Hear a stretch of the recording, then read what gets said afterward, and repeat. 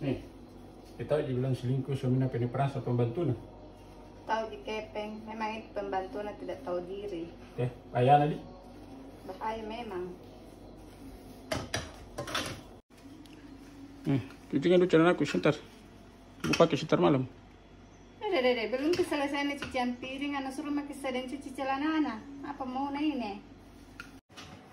Kalau begitu saya carikan ke pembantu Pak Edi supaya tidak terlalu repot ke sendiri. Jangan Meki. Oh jadi cucian itu? Saya tak cuci.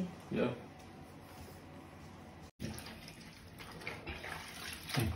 Sekali Pak Edi cuci, mau pakai juga besok. Belum selesai nih ku cuci, nanti ku cucikan gitu. Carikan pakai pembantu. Jangan Meki, nanti saya Pak. Sayang, bikinkan dulu kopi. Sebentar Pipa. Carikan pakai pembantu di.